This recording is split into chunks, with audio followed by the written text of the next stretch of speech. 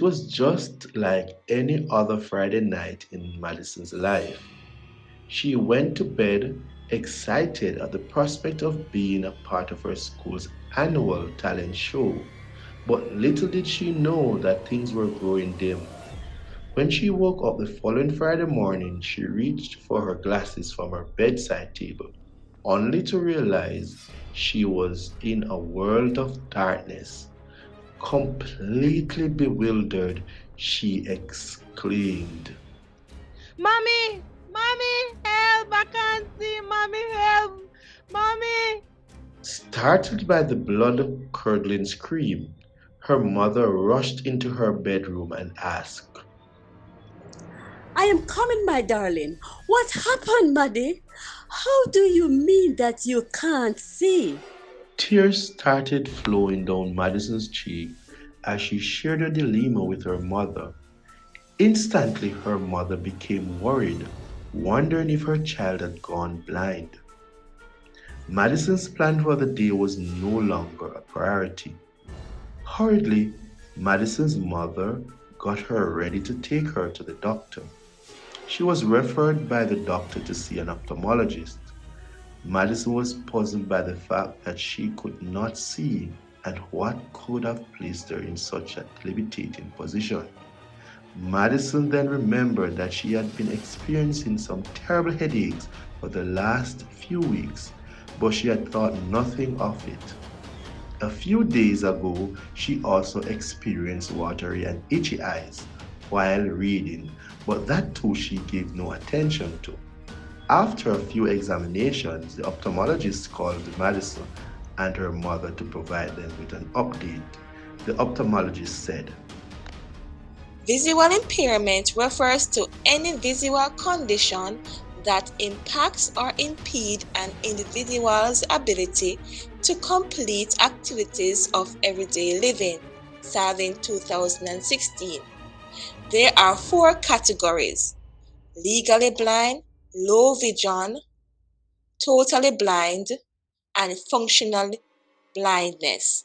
However, Madison is diagnosed as totally blind. mother was flabbergasted. The news was so appalling it was as if she was in an alternate universe. Nothing could have prepared for news like this. Feeling great concern for Madison, her mother then queried, I am feeling devastated and heartbroken right now. So, how is she going to cope with the new challenges that come with loss of sight and how it will affect her education? After an extended conversation, the ophthalmologist informed them of the prevalence of visual impairment among students in school. She replied, According to the Jamaica Society for the Blind 2014, 0.1% of children in Jamaica are diagnosed with low vision, 3 in every 1,000 children of school age. That is equal to 2,589, while the estimated number of children who are functionally blind is 0.3%, 1 in every 1,000 children of school age, which is equal to 863. Sadly, your daughter is among that statistic. everything changed for Madison on July 20, 2020. It became painfully clear to Madison that she could no longer cope in Mrs. Tyre's class unless accommodation, adaptation, and modifications were made. Madison's diagnosis was shared with the principal, Mr. Henry. He decided to set up a meeting with Madison, her mother, and the school's special educator, Miss Hanson, to see how best he could help to alleviate the challenges Madison is bound to face. Madison's mother was glad for the meeting as well because she wanted to find out how the school would cater to her educational needs since she would be the only student in the school to have this kind of disability. Miss Hanson informed that she would be working along with Mrs. Tai, where Madison would be exposed to an array of teaching methods to help her to integrate into the teaching and learning process. Miss Hanson then stated that the differentiated instruction can be utilized by tailoring the instruction in the class for Madison based on her educational needs. Co-teaching is a popular teaching method that we utilize in our 21st century classroom for students with diversity.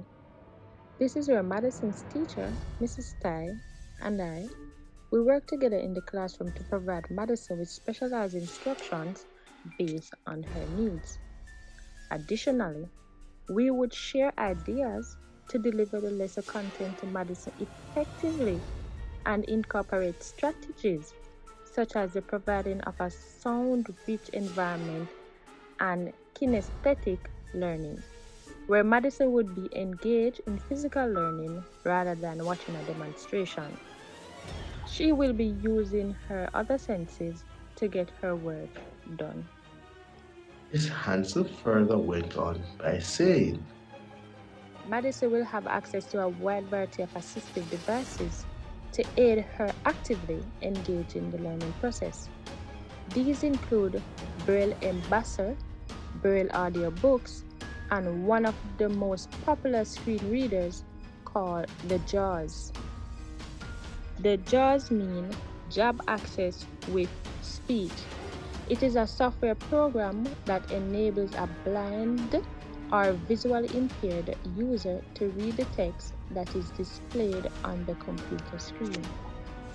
Mr. Henry, however, told Madison's mother that they are comfortable in providing an inclusive classroom to facilitate Madison's learning. However, if she's not comfortable with her continuing her education at the school, she will be given a flyer that provides agencies with programs to assist her. On the poster, three agencies were noted: the Jamaica School for the Blind, the Salvation Army for the Blind, and the American Foundation for the Blind. Madison's mother was grateful for the support. She was relieved by Success High School and decided to let her daughter continue her studies until she graduates.